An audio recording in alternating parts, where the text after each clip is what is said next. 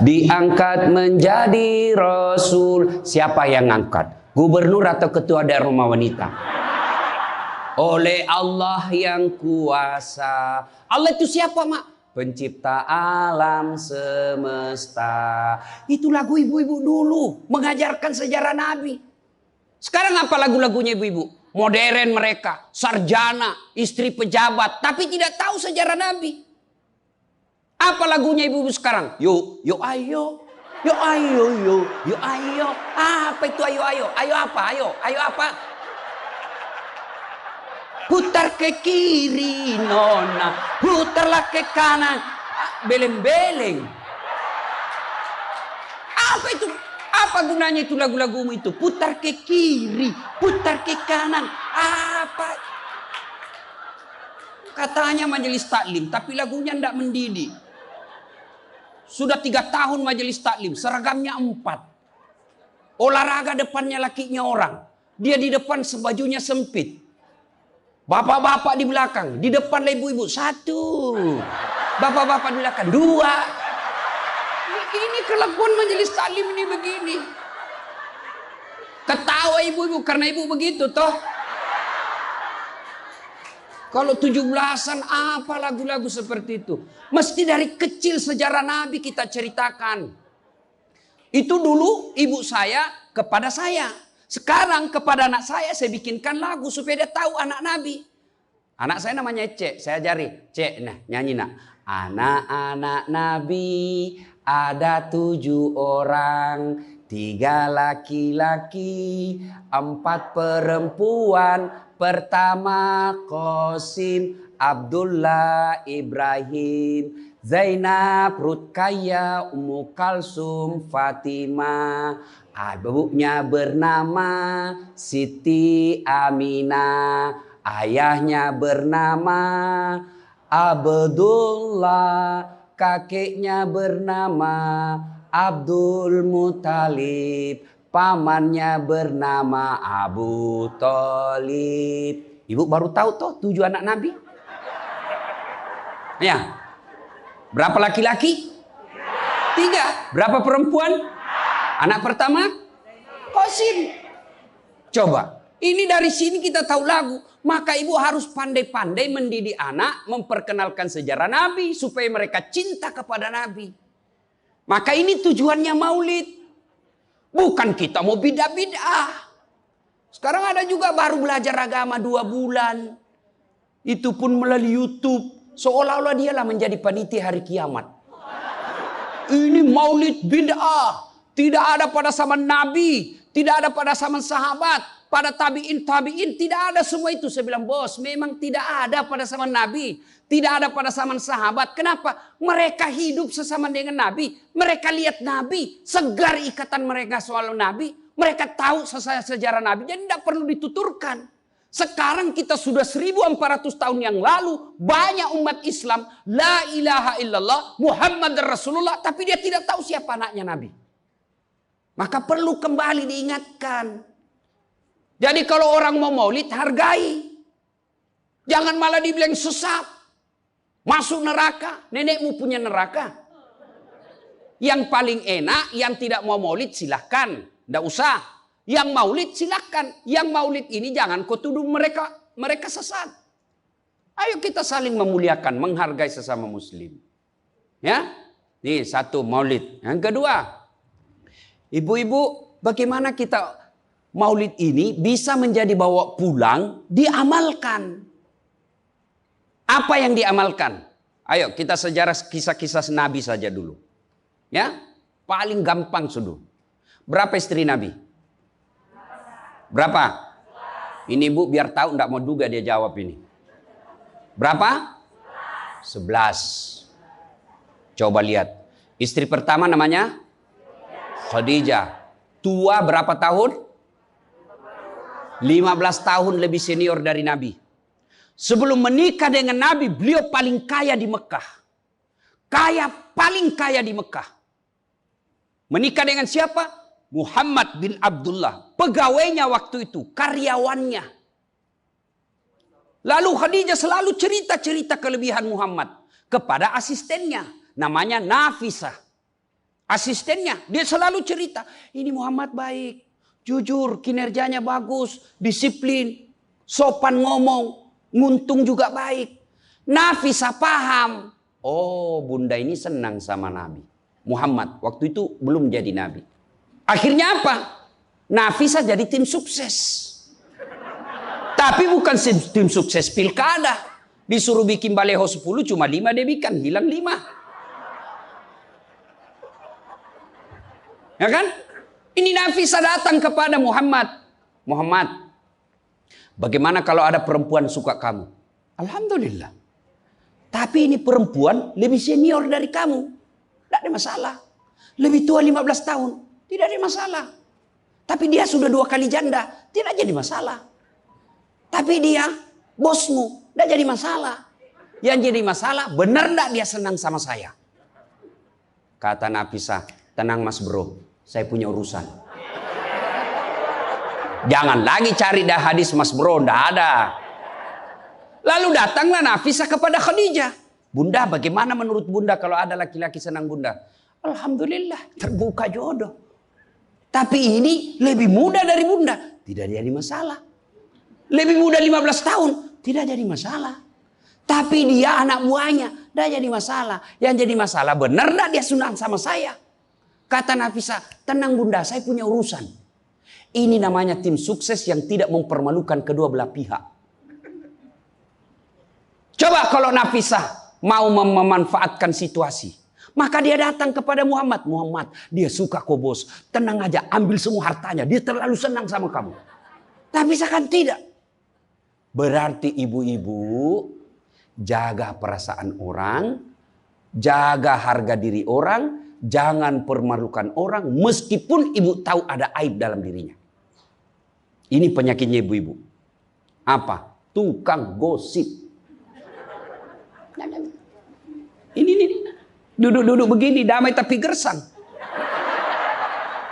Oh, coba lihat siapa duluan pulang, dia jadi berbicara. Jadi gini Pak Gubernur itu dia duduk-duduk itu. Dia enggak cerita tapi apa? Dia mulutnya enggak ngomong tapi bibirnya dong. Memang fitrahnya. Apa begitu orang sini? Bukan cuma di sini. Orang Amerika juga tukang gosip perempuannya. Fitrahnya. Maka Nabi katakan kalau perempuan mau selamat, jaga mulutnya, aman dia masuk surga. Cuma kan gampang sekali kita gosip. Lewat teman kita. Apa? Nggak serasi kudungnya sama roknya. Dia bilang iya. Lipstiknya palsu. Kenapa kau tahu? Melengket di giginya. Semua mau diurus. Iya kan? Ini penyakit kita. Semua mau diurus. Ustadz aja dia gosip. Itu juga bajunya waktu di YouTube. Saya dengar tadi dilewat tadi saya dengar. Itu juga bajunya waktu di YouTube.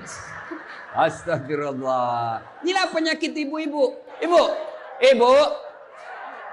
Mau gampang masuk surga? Ketika Nabi Isra Mi'raj kan dibawa jalan-jalan masuk surga. Subhanallah. Alhamdulillah. Banyak perempuan dalam surga. Begitu Nabi dibawa lihat neraka. Nauzubillah min zalik. Ya Allah ampuni hambamu. Ya Allah ampuni umatku. Ya Allah. Kenapa? Perempuan ternyata lebih banyak dalam neraka. Ditanya kenapa bisa begitu? Ada 2 kelemahan perempuan. 1, tidak mampu menjaga suaminya. Tidak mampu mengurus suaminya. Dan yang kedua tidak mampu menjaga lisannya. Jadi kalau ibu mampu menjaga lisan, aman. Itulah gunanya masker. Supaya ibu semua mau diurusin. Iya kan penyakit kita. Ya, Bu. Maka bertanyalah ibu-ibu di Makassar. Ustadz yang saya cerita ini kan benar. Memang begitu sifatnya Ustadz. Itulah benarnya namanya ghibah. Tidak boleh kita cerita kejelekan orang. Kalau dia salah yang ibu cerita namanya fitnah. Tidak ada jalan. Ayuhibbu ahadukum kata Allah. Sukakah kamu memakan bangkai sesamamu manusia? Maka berhenti cerita kejelekan orang. Jadi gimana solusinya Ustaz? Ketika datang orang cerita. Bu katanya Nauzubillah min zalik. Kita berlindung kepada Allah dari keburukan itu, Bu. Belum tentu suami kita lebih baik dari dia. Berhenti itu. Cuma kan enggak kita. Yang memang enggak tahu persoalan. Biar enggak tahu persoalan. Ikut campur. Ibu kalau suka ikut campur bikin urusannya ibu, nanti takdirnya seperti tauge. Tahu tauge? Tahu tauge? Coba lihat tauge, Bu. Kita bikin soto Banjar, ada. Pecel, sayur, lemper, ada. Ada tuh kalau di Makassar ada lemper. Ayo, maka karena dia selalu ikut campur, Allah takdirkan semua tauge bengkok.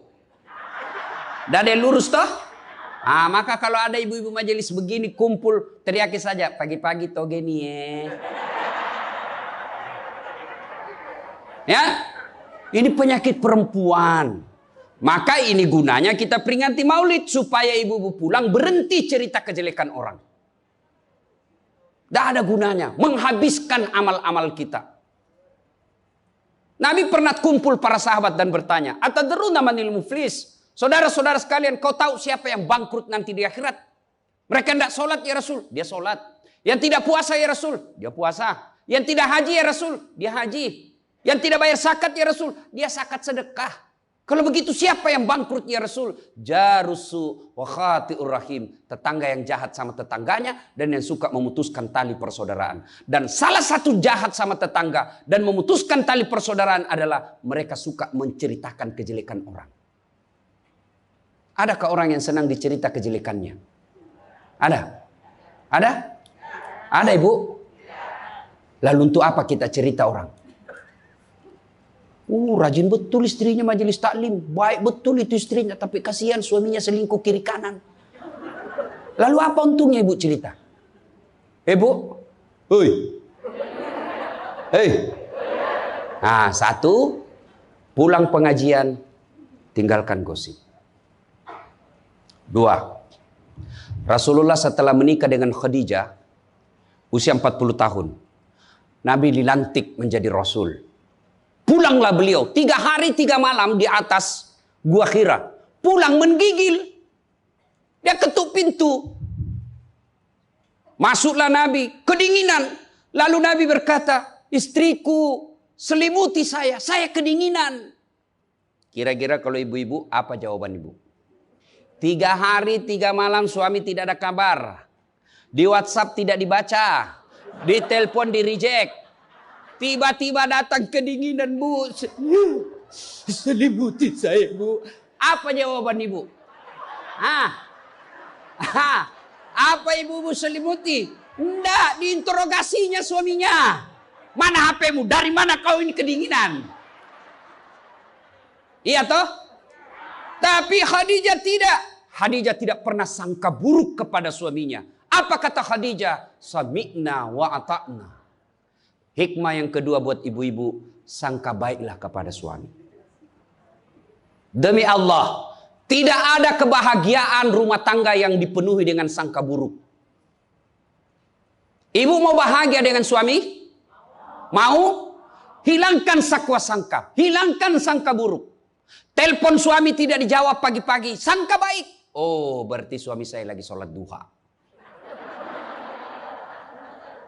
1 jam kemudian ditelepon, belum dijawab juga. Oh, berarti suamiku lagi meeting dengan gubernur. Telepon lagi siang-siang tidak jawab. Oh, berarti suamiku lagi sholat berjamaah di masjid. Sore ditelepon tidak dijawab-jawab. Oh, berarti suamiku dia lupa handphonenya. Tiba-tiba sore masuk WhatsApp teman kita. Saya lihat suamimu bonceng cewek, cantik betul. Oh, berarti suami saya lagi nge-grab. Tenang perasaan. Ibu-ibu, demi Allah, tidak ada kebahagiaan orang yang selalu sangka buruk. Suami enak-enak kerja, hanya tidak dijawab telepon, ibu tidak bisa tenang di rumah. Sangka baik. Orang yang sangka baik, rumah tangganya pasti tidak bisa bahagia. Saya kasih contoh. Kasih contoh ibu. Suami istri 7 tahun tidak punya anak. Di tahun ke-8 dia pergi ke ahli kandungan, periksa istrinya. Wih, alhamdulillah, kata dokter, ibu sudah terlambat 2 bulan. Senang betul. Dia teleponlah suaminya, Pak, alhamdulillah hasil pemeriksaan saya sudah terlambat 2 bulan. Tapi Pak, jangan cerita-cerita dulu ya, malu kita nanti kalau tidak jadi lagi. Oke Bu, ini rahasia berdua, jangan cerita ke siapa-siapa. Setuju Bu ya? Setuju Pak. Oke. Beberapa hari kemudian datang petugas PLN. Assalamualaikum. Kata ibunya, waalaikumsalam. Siapa ya? Saya Bu, saya siapa? Petugas PLN. Oh kenapa Pak? Ibu terlambat 2 bulan. Hui. Kenapa dia bisa tahu saya terlambat 2 bulan? Wah, dia mulai curiga sama suaminya. Pasti kelakuannya lagi nih si gendut ini. Kan suaminya gendut. Pasti kelakuannya ini si gendut ini. Pulang suaminya capek. Di jalan macet, kehujanan, baru buka pintu. Memang kau pembohong gendut. Apalagi ini pembohong. Orang capek, pembohong gendut. Apa? Kenapa itu PLN tahu saya terlambat 2 bulan? Pasti kau yang cerita. Bukan saya. Kenapa? Wah, suaminya juga marah digendut-gendutin. Dia datang ke PLN. Ada apa kau tahu istriku terlambat 2 bulan? Dia bilang ini ada catatannya Pak. Kau hapus ini. Ya boleh Pak, tapi Bapak bayar dulu. Kalau saya tidak mau bayar, ya terpaksa punyanya Bapak diputus. Kalau punya aku diputus, apa dia pakai istri saya di rumah? Dia terpaksa pakai lilin.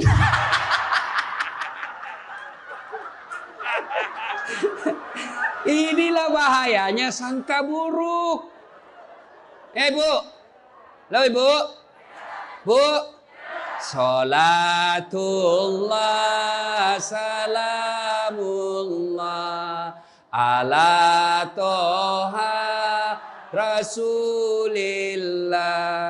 Salatullah salamullah ala yasin habibillah. Oleh-oleh kedua pulang maulid, hilangkan sangka buruk. Tidak ada kebahagiaan orang sangka buruk. Begitu juga kepada pimpinan kita. Kok saya dimutasi? Sangka baik. Saya tadinya kok kepala dinas menjadi staf ahli. Berarti Bapak dianggap ahli. Ini staf ahli kan enak. Ahli yang tidak ada stafnya. Sangka baik. Oh berarti Pak Gubernur merasa saya perlu istirahat, banyak berpikir. Sangka baik. Jangan pernah sangka buruk. Tidak ada kebahagiaan orang yang sangka buruk. Sangka baik. Saya dalam hidup saya, betapa banyak Allah kasih pelajaran. Saya baru tahu maksud Allah yang baik setelah beberapa saat berlalu. Begitu ada kejadian sangka baik saja. Tunggu akan muncul. Oh ini maknanya ini. Tamat SMA kan saya daftar polisi Bu. Tentara. Akabri. Begitu tes fisik. Tidak lulus. Kenapa? Ceper. Tidak cukup tinggiku Bu. Saya protes kepada Allah. Ya Allah kenapa kau lahirkan saya dalam keadaan pendek. Kau tidak jadi rugi jadi Tuhan kalau saya jadi tentara. Teman saya lulus waktu itu Bu. Dia sekarang polisi 2 bunga. Reserse. Baret merah. Saya lulus pakai baret putih. Alhamdulillah jadi ustadz. Alhamdulillah karena baret putih saya pakai. Mulai baret hiram sampai baret merah. Saya ceramai semua. Yang terbaik. Gubernur sebelumnya kepala dinas. Tiba-tiba kita tidak ada jabatan. Sangka baik. Itulah hidup. Jangan pernah sangka buruk. Begitu juga kepada suami. Sangka baik. Tidak ada ketentraman bagi rumah tangga yang selalu disertai sangka buruk. Dan ibu enaknya jadi istri. Karena ibu tidak tanggung dosanya suami. Saya bilang sama istri saya, Mama nyecek. Kan ibu-ibu sekarang suka sekali periksa handphone.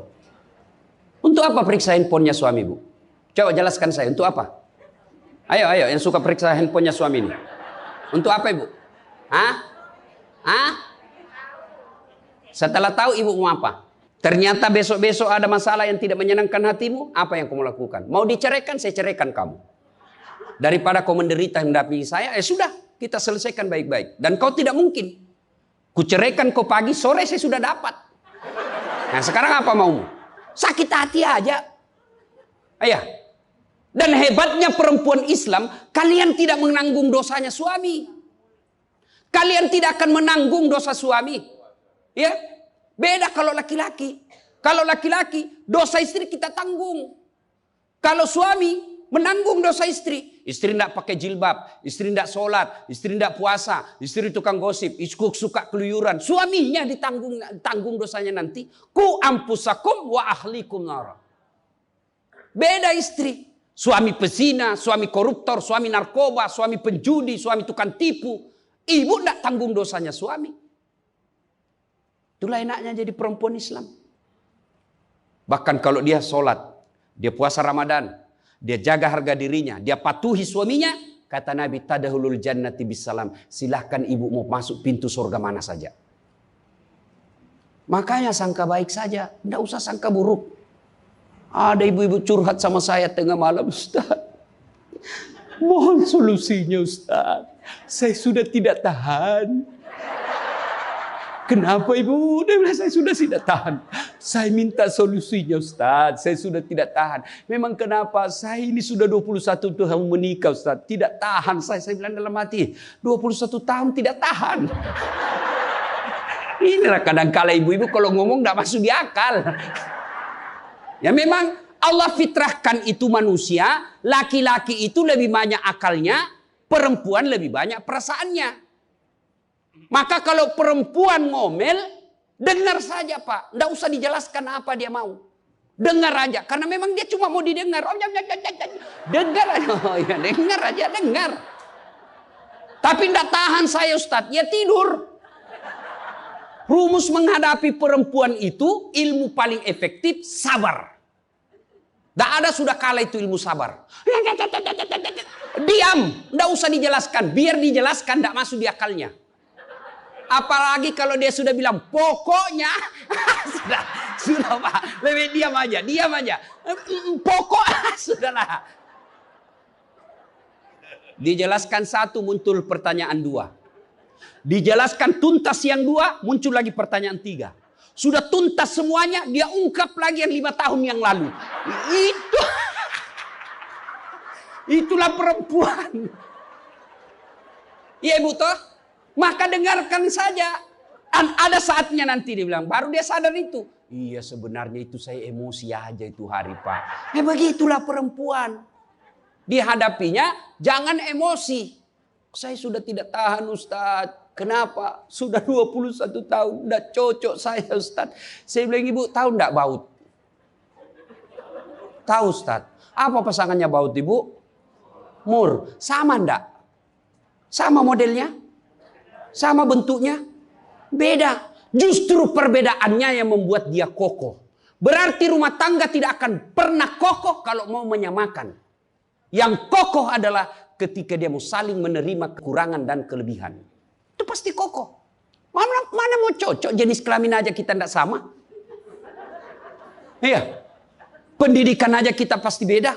Latar belakang budaya kita pasti beda.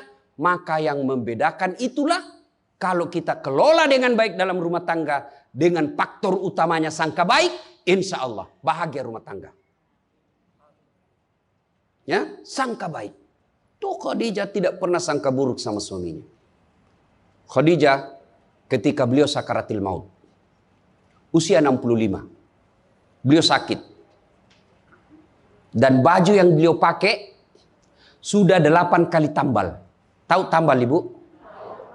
Itu tambal ke-8-nya 1 sampai 7. Nabi masih menambalnya pakai apa? Masih pakai kain.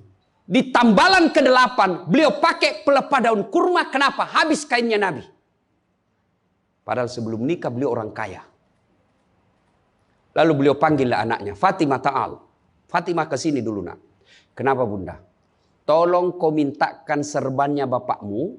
Ada serban yang selalu dia pakai bapakmu itu terima wahyu. Tolong sampaikan ke beliau. Saya minta untuk saya jadikan kain kafan. Mudah-mudahan serban itu Allah hindarkan saya dari azab kubur. Mendengar ini, Fatimah berkata, bunda aja yang minta sama bapak. Dengar jawaban Khadijah.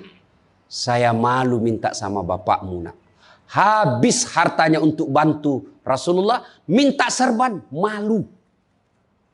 Kira-kira masih ada istri sini malu minta sama suaminya? Pak Gubernur, masih ada kira-kira malu minta sama suami? Bukan diminta, dicuri. Ayo, itulah Khadijah. Maka jangan heran Khadijah meskipun sudah wafat, beliau tidur bersama Aisyah. Beliau tidur bersama Aisyah. Tapi siapa yang dikenangnya? Khadijah. Rasulullah hanya berkata, seolah-olah saya mendengar trompa kakinya Khadijah. Seolah ada Khadijah dalam rumah kita.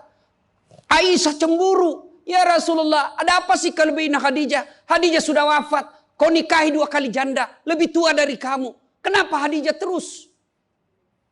Dengar jawaban Nabi. Kau tidak pernah mampu mengimbangkan, menyandingkan atau menyamakan dirimu dengan Khadijah.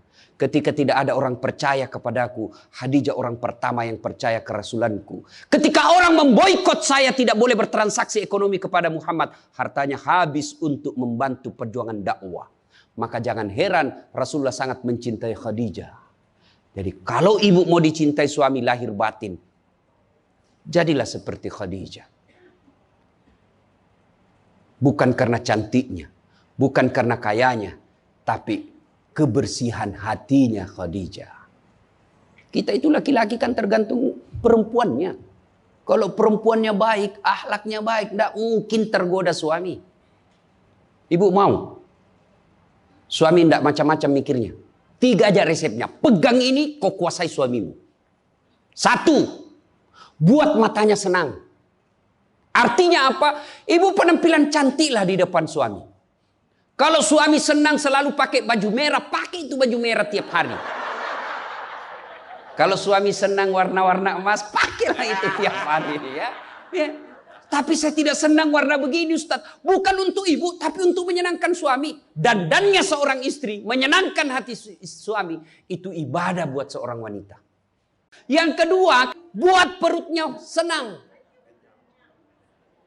Bagaimana caranya? Bikinlah masakan kesenangan suami. Kalau tidak bisa tiap minggu, sekali sebulan. Ketika terima gajinya suami, terima honornya suami, ya WhatsApp suami, SMS suami, telepon suami. Bang, jangan makan di luar hari ini. Hari ini saya masak spesial buat abang.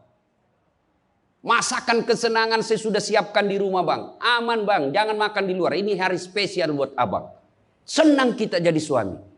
Itu saya kalau terima SMS WhatsApp begitu, mamanya C di rumah dia goreng baru dia kirim. Rasanya kita mau cepat pulang. Ibu pernah WhatsApp suaminya begitu?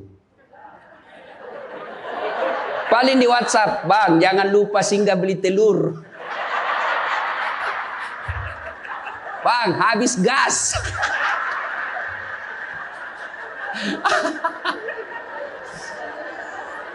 Kok tahu Ustaz? Ya saya rasakan juga.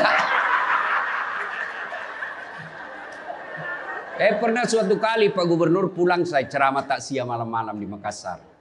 Tiba-tiba masuklah WhatsApp-nya mamanya C. Ustaz habis pembalut. Aduh. Tidak mungkinlah sopir saya suruh ini istri saya. Sudahlah saya singgah saya berdoa mudah-mudahan tidak ada yang kenal saya. Begitu saya bayar, ada ibu-ibu datang. Ustaz beli pembalut. Saya jengkel langsung saya balik. Biar daripada saya melahirkan. Tenang perasaan. Mungkin ego kita ini buat kita juga laki-laki. Ya, kadangkala ego naik. Masa saya eselon? Masa saya kepala dinas? Masa singgah beli pembalut? Jangan lihat eselonnya. Pakai ilmunya Umar bin Khattab. Umar bin Khattab. Ada sahabat yang selalu mau datang, mau laporkan istrinya. Kenapa istrinya suka ngomel? Maka dia berharap Umar panggil istrinya supaya dinasehatin. Begitu dekat dengan Umar bin Khattab, dekat dari rumahnya Umar, dilihatnya Umar juga dimarahi sama istrinya. Balik dia bilang, Pak Umar aja dimarahin. Balik besok ketemu, ya Amirul Mukminin, presiden lah waktu itu. Saya lihat kemarin Anda istri ngomel-ngomel, Anda senyum saja. Dengar ini jawaban bapak-bapak ini, para pejabat nih yang hadir. Dengar apa jawaban Umar. Begitulah cara saya berterima kasih kepada istriku yang telah hamil, melahirkan, dan menyusui anak saya. Coba, hilang itu emosi Pak, hilang itu harga diri. Kalau kita sudah ingat bagaimana susahnya itu ibu melahirkan, hamil. Masih ingat ibu-ibu waktu hamil? Masih? Ada ndak enaknya itu orang hamil? Untung saya tidak pernah hamil. Oh, coba ibu-ibu kalau hamil, jalan aja setengah mati. Aduh, sudah mau mau duduk aja, mana ada ibu hamil langsung duduk aja. Udah standar samping dulu itu kasihan. Iya ibu, ya benar. Kalau kita laki-laki paling ngidam. Ustaz, apa doanya berhenti ngidam istri? Ngidam apa istrimu? Nanti dia bisa tidur kalau dilihat saya di atas lemari Pak Ustaz. Jadi kalau istrinya mau tidur jam 10, setengah 10 sudah di atas lemari. Saya berhenti kau dongo-dongo itu dikasih kerja di konsum. Yang kedua kata Umar, begitulah cara saya berterima kasih kepada istriku yang telah melahirkan anak saya. Masih ingat waktu melahirkan? Masih? Ada ndak ibu-ibu melahirkan senyum? Ada? Mentang-mentang istri gubernur keluar sayang. Setengah mati juga biar istri gubernur. Nggak ada. Itulah susahnya jadi perempuan. Maka ketika suami disuruh sama istri, bayangkan sulitnya melahirkan. Yang ketiga kata Umar, begitu cara saya berterima kasih yang telah menyusui anak saya. Masih ingat waktu menyusui? Masih? Terutama waktu tumbuh giginya.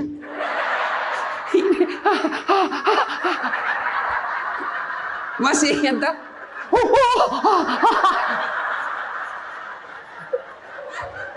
Untuk saya tidak pernah rasakan. Bu kalau digigit kan mana dia ditinjau nanya, kok gigit saya? Tidak, dia usap, lepas nak. Iya ibu, iya. Siang anaknya, malam.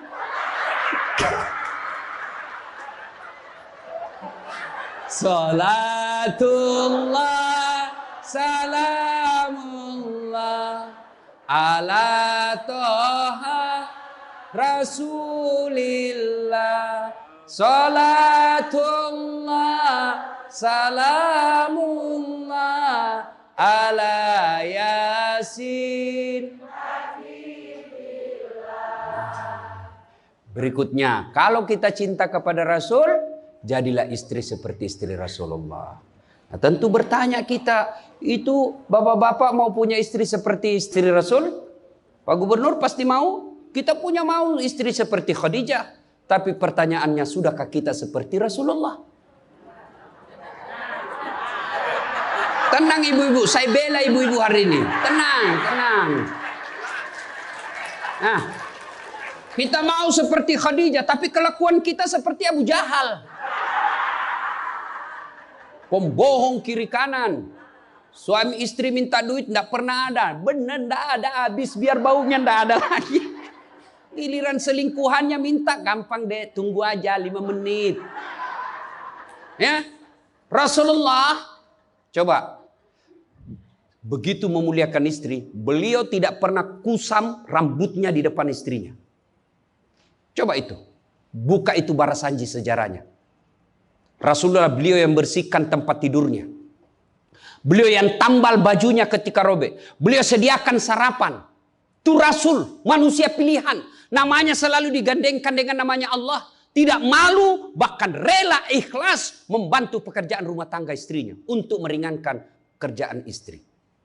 Kita baru Satpol PP. Satpol PP. Apa Satpol PP? Polisi setengah. Baru pegawai honor macam-macam ceritanya. Tidak ada kehinaan bagi laki-laki yang memuliakan istrinya. Tidak ada kehinaan suami yang membantu pekerjaan istrinya. Rasulullah mencontohkan itu. Beliau kalau keluar rumah sudah ada sisir.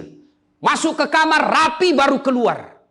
Kita sudah habis pisang gorengnya 4 masih berantakan rambut. Begitu istrinya katakan, bang, baik-baik itu rambutmu apa? Kenapa kau urus rambutku? Rambutmu kau urus. Itulah Rasulullah. Rasulullah subhanallah, dari 11 istri beliau tidak ada satupun yang dia panggil namanya. Beliau tidak pernah memanggil Khadijah. Beliau tidak pernah memanggil Aisyah. Aisyah beliau panggil apa? Ya Khumairah. Yang kemerah-merahan pipinya. Karena memang Siti Aisyah merah delima pipinya. Maka bapak-bapak Pak Kak di sini, Pak Karo, panggillah istri kita dengan panggilan kasih sayang. Wahai istriku yang termancung hidungnya di lorong 3. Dengan tidak mancung hidungnya Ustaz. Ya giginya lah kau lihat. Justru giginya mancung Ustaz. Jangan terlalu jujur. Mentang-mentang istri kita hitam panggil Tam. Hitam. Apa kata istri kita? Apa PC? Masa suami istri. Katanya Islam itu agama yang paling paripurna. Kok kita saling PC hitam? Ya. Rasulullah, beliau kalau minum bersama istri beliau, kalau beliau minum gini. Bismillahirrahmanirrahim. Hebatnya Rasul, kalau beliau minum 1 teguk dikasih lagi istrinya. Minum lagi. Kasih lagi istrinya. Hebatnya bekas bibirnya Aisyah itu yang diminum oleh Rasulullah. Bekas bibirnya Aisyah. Masya Allah. Coba kalau kita Pak Kadis, istri, bekas bibir istri, bau betul mulutmu.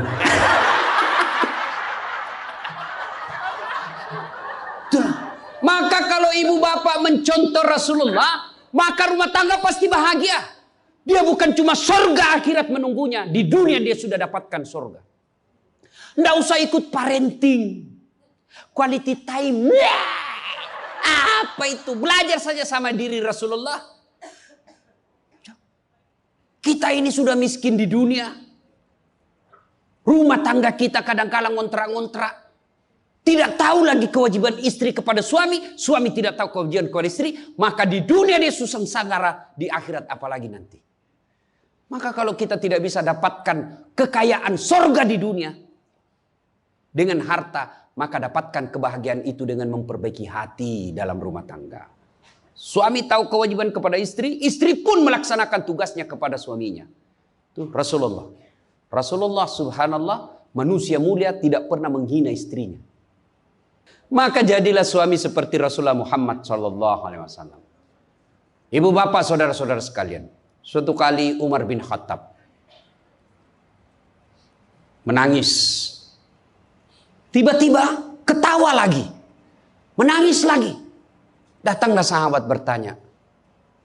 Wahai Umar, kok sudah gila apa? Umar waktu itu sudah jadi presiden.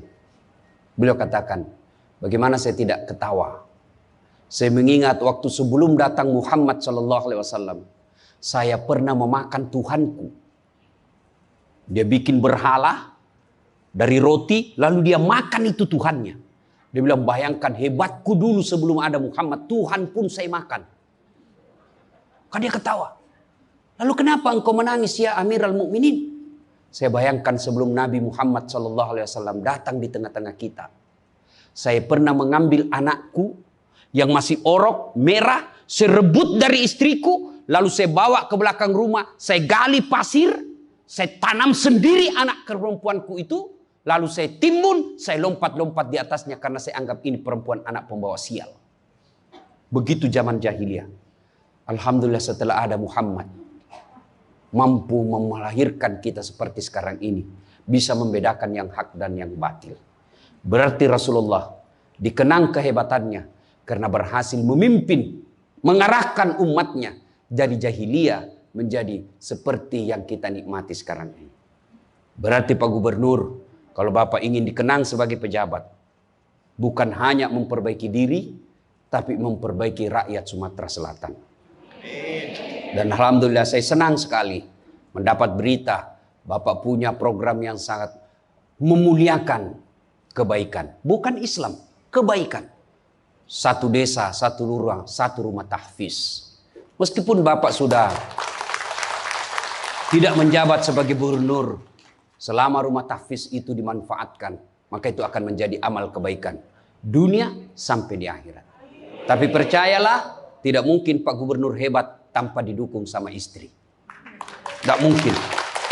Ini istri tidak kelihatan perannya, tapi menentukan SK. Benar. Biar Pak Gubernur senang sama Bapak, kalau istri Pak Gubernur tidak senang, berpengaruh itu tanda tangan.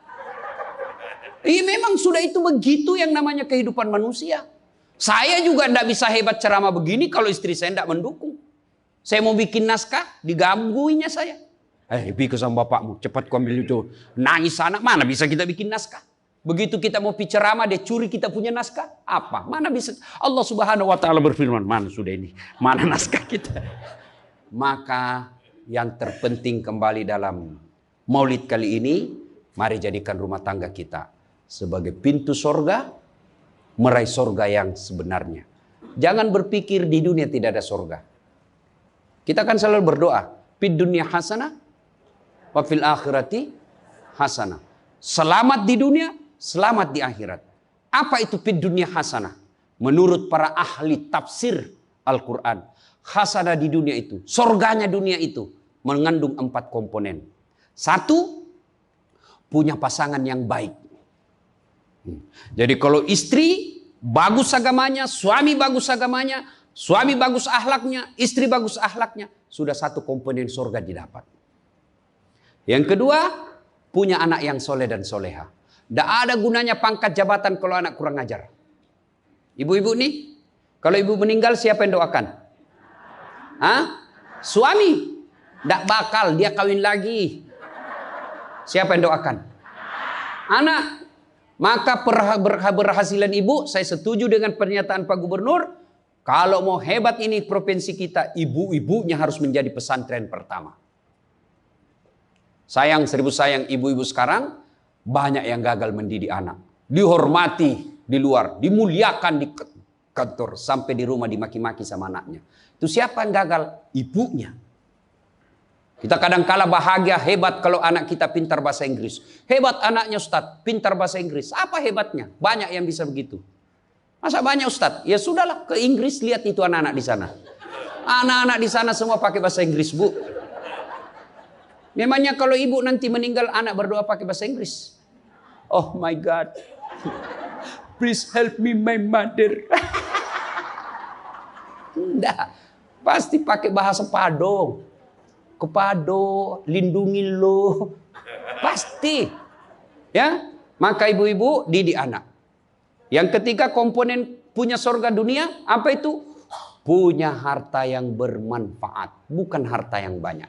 Mana harta yang bermanfaat? Harta yang banyak digunakan orang lain menjadi amal soleh-soleh, amal jariah. Bu-ibu nih, yang punya emas berlian, cincin. Ayo ibu, kalau ibu meninggal siapa yang punya itu? Hah? Siapa? Anak, istri kedua. Bukan anak, istri kedua yang pakai. Maka sedekahlah sebelum tiba saatnya. Dan yang keempat, surganya dunia, punya teman yang baik. Bukan teman kepentingan politik dan kekuasaan. Teman yang baik itu meskipun kita sudah pensiun masih baik sama kita. Meskipun kita sudah miskin masih baik sama kita. Itulah teman yang baik. Dan nerakanya dunia ketika kita punya jabatan. Banyak teman kita. Pas kita hilang jabatan semua menjauh dari kita. Itu nerakanya dunia. Nah ibu bapak saudara-saudara sekalian. Mari mewujudkan ini melalui maulid. Maulid ini tidak ada guna kalau kita pulang tidak diamalkan. Minimal amalkan dengan menjadi suami yang baik. Dan istri yang baik. Terakhir. Kalau kita mencintai Rasulullah, maka kita ikuti sunnah-sunnahnya. Apa sunnah? Yang gampang-gampang, tidak usah berat-berat. Mulai hari ini, oleh-oleh khusus ibu, kapan dan dimanapun selalu ada wudhu. Coba ibu amalkan. Bapak-bapak pegawai, bapak mau pergi kerja, wudhu dulu. Mau pergi jemput anak, wudhu dulu. Mau pergi pengantin, wudhu dulu. Mau pergi kemana saja ikuti Pak Gubernur yang katanya tidak ada liburnya. Ya. Sudah ikuti dengan ada wudhu. Orang yang selalu ada wudhunya, innallaha yuhibbut tawwabina wa yuhibbul Mutatakhirin, dicintai oleh Allah Subhanahu wa taala. Ibu bapak saudara-saudara sekalian, banyak yang ingin kita sampaikan tapi waktu jualah yang membatasi kita. Insya Allah lain waktu dan kesempatan kita akan lanjutkan.